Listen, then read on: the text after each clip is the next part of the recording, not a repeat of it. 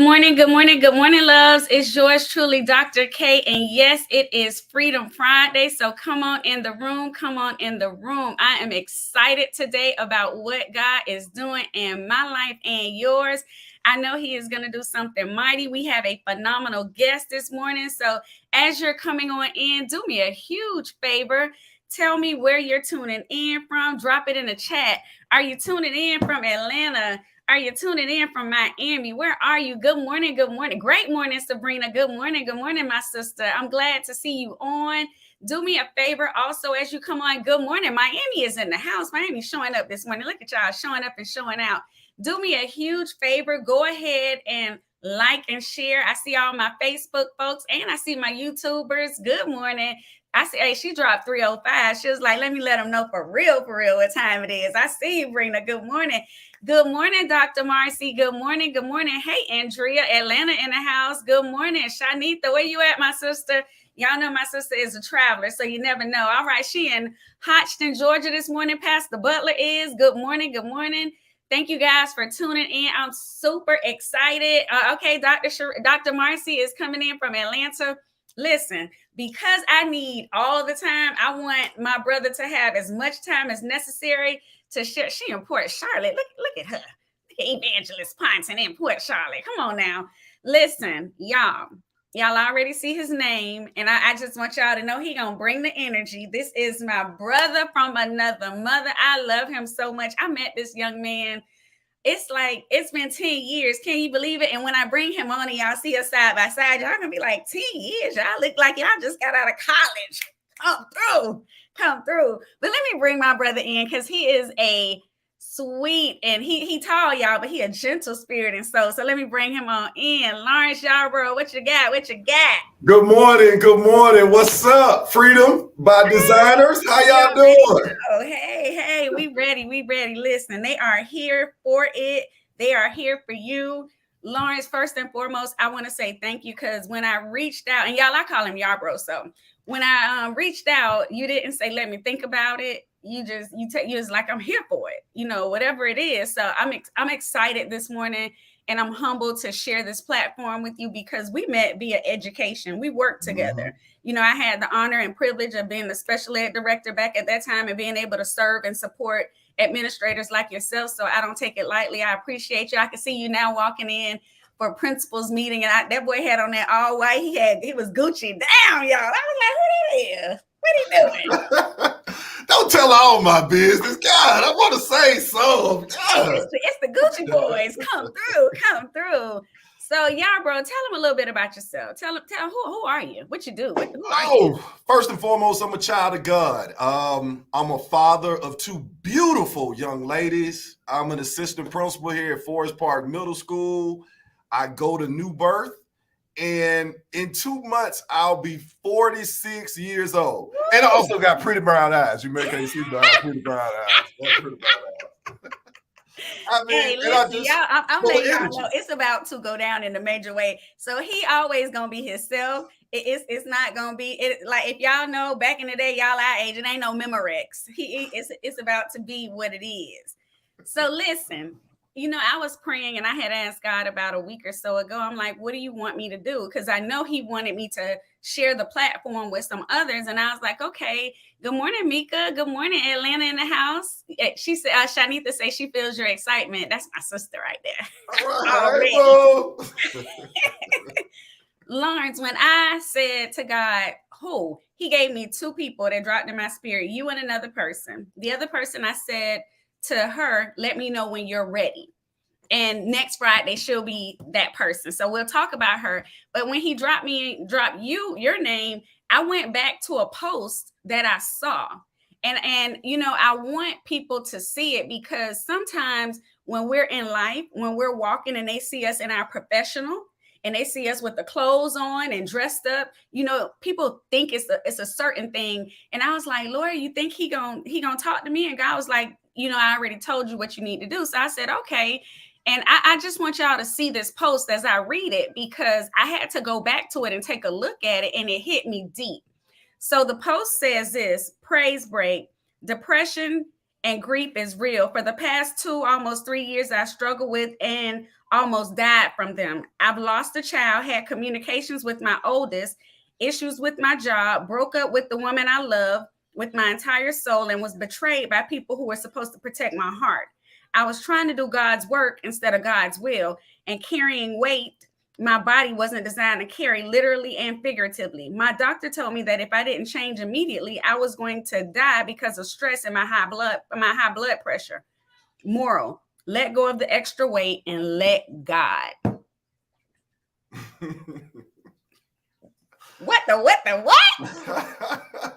I mean, I'm kind of tearing up looking at that, because those are two different guys on two different journeys. And it was just a lot. And how that post came about, I was actually in the middle of my fast. My church was doing the Lent fast. And so I found that picture on the left, and I looked at it and I was like, wow, ugh. And so I said to myself, I'm going to try to find that shirt, because I hadn't worn that shirt since that day because of I was ashamed of who I was at that period. And I put that shirt on the next day and I saw the difference, and I was like, come on through, Jesus. Ooh, and I won't he do it? Yes. And I had to just break, and he put it on my spirit to break my fast and share my journey, because of my high energy and because of my bounce back and because of my strength. People don't know that strong people cry too, that strong people go through depression. Strong, like when we start talking and I tell you some of the stuff that I went through, you'll be like, I would have never known, but I did. And God carried me through all of it. And all of it was for a purpose. You know, you said something powerful in this post. You said that you were trying to do God's work instead of God's will. Talk to us a little bit about that. Or do you want to start and go back to the depression and grief? Because I'm sitting here like, this brother is one of the most high energy people that I know. So from the exterior, I'm at depression. I'm like, every time I see him, he on 100, he excited, he going. But it goes back to that whole thing of people judge us based on what they see. They look at our social media presence and think, oh, they popping, they doing it. They look at how we dress up, how we put the clothes on, how we move in our professional, and say, oh, ain't nothing wrong with them. We can add some more to their plate, so they got it. I could do a little bit of both. You tell me. I'm tearing up a little bit even thinking about it. Hey, it's okay. The let go of the extra weight and doing God's work instead of God's will. Because of my strength and my faith and who God is to me, I was trying to do things. What's that Bible thing that says the serenity prayer? God grant me the strength, the things to change the things I can, to accept the things I can't, and the wisdom to know the difference. Amen. But because of Philippians 4:13, I in my head said I can do all things.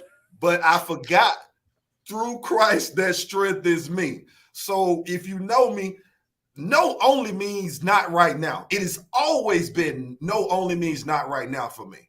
And because of it, I developed this complex that I can do everything for everybody every time. There's nothing I can't accomplish. Not realizing that sometimes I'm handicapping the people that I'm supposed to have been helping, because I had this Superman complex. And I was training people how to treat me. I was training people that I don't need you to hug me when I'm down, because I can get back up. I can do it myself. I don't need this. And on the inside, I was dying. I was being depleted.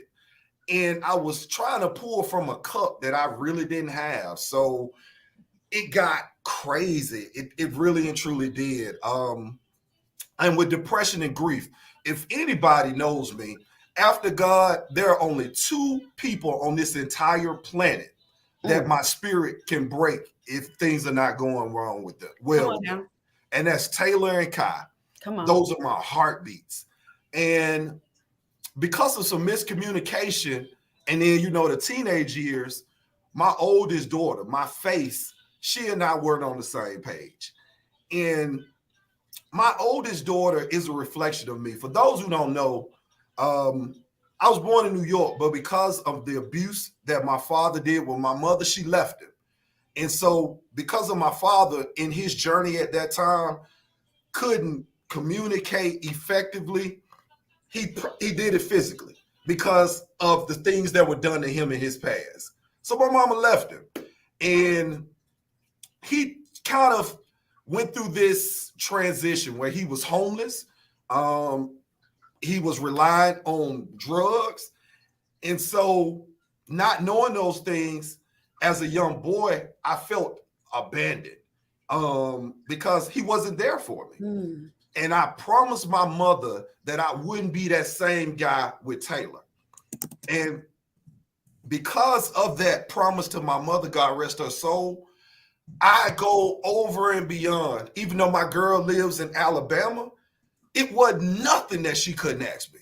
But then people got into it. And because of my Superman complex, people start getting in her ear. And miscommunications with her mom became competitions with parents. And it was too much for this young girl because here it is, she lives with her mom. She's loyal to her mom. Amen. She loves her dad. And she's put in the middle of grown folks stuff. Mm. And it affected me because our communication broke down.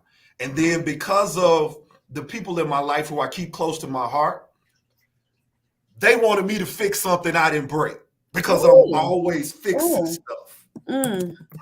And I couldn't do it. Like, God put it on my thing. Like I told you, I had to learn to accept those things that I couldn't change. And people weren't used to that. People weren't used to me backing back. And I had to. And it frustrated me. And 2 weeks before I was going to propose to this young lady that I love with my entire spirit, 2 weeks, 2 weeks before I was going to propose, we broke up. And I haven't seen her since. Oh my and I was going gosh. to, yes. On top of that, I had issues with my job. Most people don't know. Shoot, at one point, I'm making $100,000+ a year, but because of some bad decisions that I made, I had to rent a room out for 6 months with somebody, with a friend of mine. Then my car broke down, and then on top of that, my blood pressure shot up to the point where I was going to die. And then I worked 3 jobs to save this money. And guess what? Because I didn't do something right on my taxes, the government took everything. So it broke me. Then on top of that, the young lady decided she got pregnant. And at first she said she didn't want it and she was going to get rid of it. And I was like, I'm not in a position to do it. So yes, we can go with it. But then she came back, she said, Lawrence, no, I want to have it. And so with me, because I didn't have a son, and this was a woman that the first time that I was going to be in the house with my child, I got extremely excited. Yes, I'm finna have Bryce, but 2 weeks, I don't know who she talked to. Or who convinced her or what happened. 2 weeks after she said she wanted to have a child and I'm excited, she came to me and said she didn't want it. Totally broke my spirit. But I couldn't tell her not to. The day that she was supposed to have it, the day that she was supposed to have have the abortion, the place that she was supposed to go to, something happened. So she had to have the abortion, and you won't believe this, right around the corner from my school. My school, a place that I still pass every day. Every day. It broke me. I carried the pregnancy test in my pocket for 30 days, for over a month. I used to sit on the back step and just look at it. And then one of my teachers came to me and said, Yarbrough, congratulations. And I just broke. And I told her. And she took it from me. That was the first step in my recovery. But for those who don't know, I would literally on the way to school, drive to that parking lot of that abortion clinic and cry. And I don't cry. Like, I literally don't cry. But all that stuff broke me. And so because of it, I had friends, close friends, brothers that didn't understand what I was going through. Come on now. Some things that I'm not going to talk about. All right. Miscommunications with my sister, miscommunications with my daughter. I lost a child, but I don't know how to tell her I'm hurting. I'm thinking as a man, I just gotta do for her and make sure she's all right. Come on. I didn't make sure I was all right. And what goes on, when I was married, a similar situation happened with my ex-wife, to where she had to get a DNC because the baby was with a heartbeat. So I was there, but she had ate something and she had to come back. And the second time I wasn't there because I had started this new job in North Clayton. And I was thinking, you had lost a baby, I lost a baby. So it was okay. We was in this together. Not realizing for her, it was totally different. But that was young Lawrence. Come on now. Old Lawrence wasn't going to make the same mistake. No matter how much it hurt me, I was going to be there for that woman. And I was crying silently on the inside, dealing with all of this stuff. Work, I ain't had no peace. And so depression hit, blood, so with all of that stuff building and not with no release, it just built and I just started crying. I just, in the inside, wouldn't let it out. So that's where the depression and the grief came from. Amen. And weight started picking up, my mood started changing to the point where I didn't even know what was going on. I didn't even recognize myself. And for me, if you know me, I have never lacked self-esteem, confidence, because I know God is. Come on now. I did. And when I broke up with that young lady, I broke. Like, I literally, that was the last straw. I didn't even want to be outside. I couldn't smile. I couldn't do anything. So that's how it started. Listen, I'm over here writing my notes down, and I have to go back to something that you said when you talked about the abandonment, because on that, I'm with you. And people will say, oh, you don't have no abandonment issues, but it's real, because I was the product of a teenage pregnancy where my mom is here. She's on right now listening, but my dad was absent and he dealt with substance abuse and this and that and feeling inadequate and not knowing how to communicate and move and be. And people, we thrive. So I'm sitting here like, wow, that's those similar personalities, making sure that when I have my kids, I'm going to be the best. I'm going to do the most. I'm going to make sure. And then sometimes we do it to a fault, because you talked about enabling. And we do teach people how to treat us, because it's like, I got this, because we're compensating for the lack of back when, not knowing that, we're trying to be better. We're trying to break generational curses. And you hear me saying we're trying to do it instead of letting God guide us to do it. We're trying to break curses, and we're creating new situations. We're creating new things. And out here, parents now say, these kids just feel entitled. We did that. Project kids trying to raise suburban kids.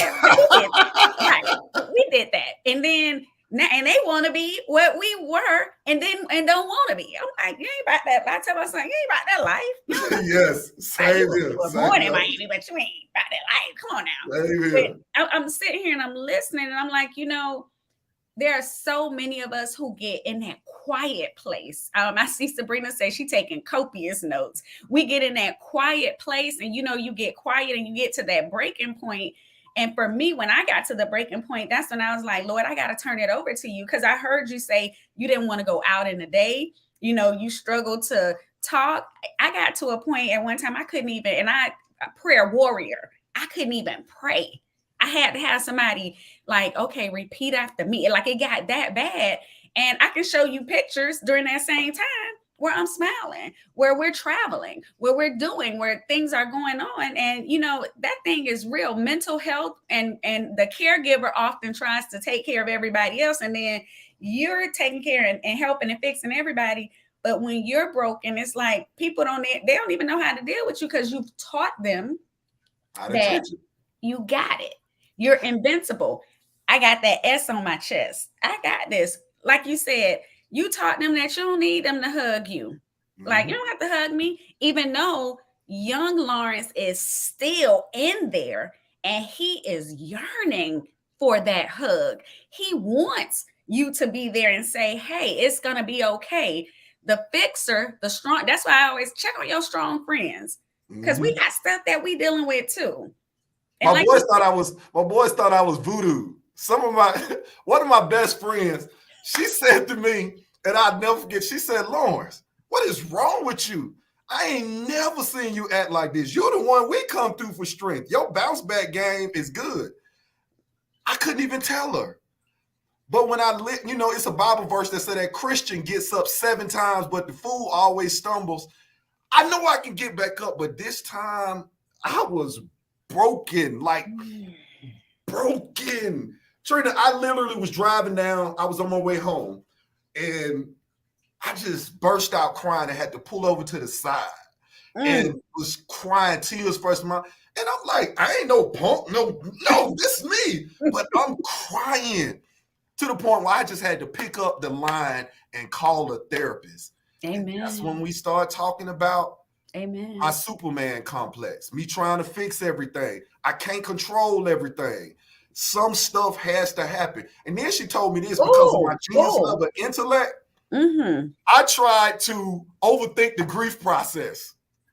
Man, I got so much stuff to talk about with that grief and how when we got a date when we're whole.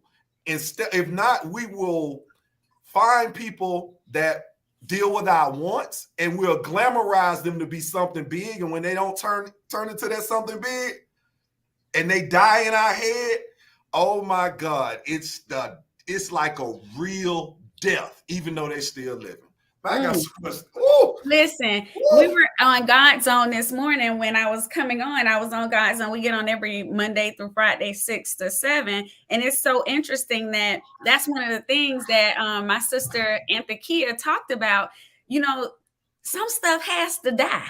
Some stuff is supposed to die. And there are things that are supposed to die that we're trying to resurrect. We're trying to hold on to it. And God is saying, I put that out. That thing, that situation, it had to die. But where you're going, for where I'm taking you to, you can't carry all that old stuff. It ain't supposed to be. Yes, you remember from whence you came, so you don't repeat some of them same situations and things, but stop visiting. Stop going back to visit. God said, Jesus said, I ain't in the tomb no more. I'm gone. Stop coming back to this place. You can roll this stone away. I am not here. He all the way there waiting on us to get there, and we trying to go back and rehash and bring old stuff with us. Come on now. But you know what? The biggest lesson that I learned, that there is no heroes and villains in my story. Ooh. It was only the charge, like you were talking about, that God was trying to get me. I'm not perfect. I'm less from it. If everybody knows me, I'm a Gemini. It's 13 people living in my head, and all of them try to get out sometimes. I mean, sometimes I'm quiet. Sometimes sometimes that's who I am. So it takes a lot to deal with me, but you get a lot from me because just like it's 13 people to deal with, that's 13 people that's going to give you love. That's 13 people that's going to give you a hug. And I do for people without even thinking, because I know how good God is. But I will be remiss to not talk about 2 people that helped jumpstart my comeback. First one, Misha Robinson. Misha Robinson, my friend from Alabama State. She went through a similar situation. I ain't gonna tell her story, but she just out of the blue called me one day. God sent it to me, and she and I started talking. And when I tell you, from Chicago, my Bama State friend called me every day, and didn't judge me, just listen. And I'm crying and I'm talking, I'm venting about this, I'm venting about that, and I don't understand why they do this to me.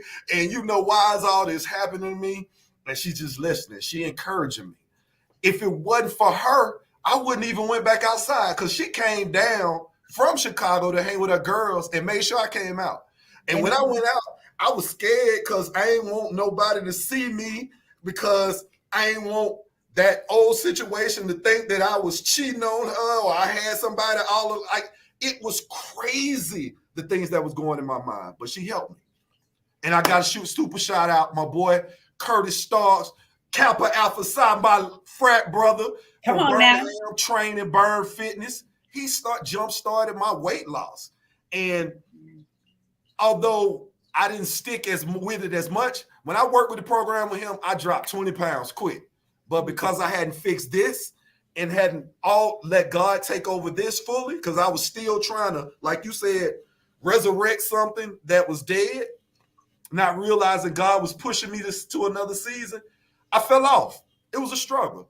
To be honest with you, still now, I still battle with it, but I'm equipped to battle it now. Come on now. Come on now. I was learning how to handle it then. Come on. I love it. Listen, I knew we weren't going to have enough time. It's already 7:56 and you got to work and I got to work. Despite we got a job. We got a real good government job. Don't say that too loud. I pay child support. I don't want to think I got too. You know what? I cannot with you, but you know what, Lawrence? I love you and I appreciate you've always been you, and that I can always count on no matter what. And even us connecting and talking this morning, it's just like old times, like we just saw each other yesterday at the PLC and we just moving and we shaking. So, you know, it's always going to be a good time. I know I'll be able to have you back because there's more to this story. There's more that we need to discuss and talk about. And it's something about hearing a man. It's something about women and other men hearing a man be forthcoming about their journey, because so many men feel like, okay, I can't cry. Okay, I got to do this thing in silence. And then that comes and translate to, like you said, your dad, he didn't know how to communicate. So now he's communicating with his hands, and that's not what we want. Or some men shut down and then they revert to, okay, I'm gonna just go do this. I don't want to be in this relationship. I ain't gonna be faithful. I'm gonna just do all of it. And it starts a series of a bunch of things that shouldn't have to happen, just because we train our boys and we teach our boys, you got to be tough. You better not be out here crying. You better be strong. And then they're like, okay, when I get in this situation, where do I go? So that's a whole nother series for a whole nother time. But Yarbrough, I appreciate you. I thank you. I pray nothing but blessings. And I appreciate your honesty in saying, you know, I went through the valley. And to some degree, I'm still in the valley, but I see the lilies all around me. I know that God had a ram in the bush for me, so that you're still going through the process. And when you said counseling, that's a major piece, because, you know, in the Black community, we kind of be like, I don't want to talk to no therapist, but I'm the first one. I will go and I need to talk to somebody who don't look like me, who I can share it all with, so you ain't going to judge me. And when I walk out, I feel, you know, free, and I know which direction I'm going in. So I see hand claps over here. Thank you for your transparency and all of that great stuff. So we'll see you soon, my brother. I love you. You have a fantastic day, and you take care of them kids over there. I will. Don't forget, I got pretty eyes. Y'all can't see it, but I got pretty eyes. Have a good day, my brother. Thanks, babe. Woo, family. I told y'all my brother was going to be something else. That is what we have for you on Freedom Friday with Dr. K and my special guest, Lawrence Yarbrough. Guys, you'll hear from my brother again. I'm so excited that he came on, and you know, that he was transparent and vulnerable, because some of us need to hear that. Some of us need to see that, because it's like, okay, is it okay for me? You know, my stuff is so bad. We all got bad stuff. Your stuff's no worse than anybody else. God still loves us. He dusts all that dirt off, polishes it off, and wants to use us for his good, for the advancement of his kingdom, putting him first, not trying to do his work, but do his will. My brother said it so eloquently. And with that being said, on Monday, I want you guys to join me, because we're going to have another guest for Motivation Monday. She is a beautiful spirit. Her name is Dr. Sharia Marcy, or Dr. Marcy is what we call her. I met her at a book signing event, and I'm excited. She has jumped on the Freedom by Design movement, and she is engaged and goes. She is an author. She is a beautiful soul and spirit. And you all are going to hear more from Dr. Marcy on Monday. So make sure you tune in at 7:20. Y'all see the time, not 7:30, 7:20. Y'all know my friends got their good job. So we got to make sure that we cut off so they can get started on time. So we look forward to seeing you on Motivation Monday with Dr. Marcy. I love you, family. God bless you, and have a fantastic Friday and weekend. Bye-bye.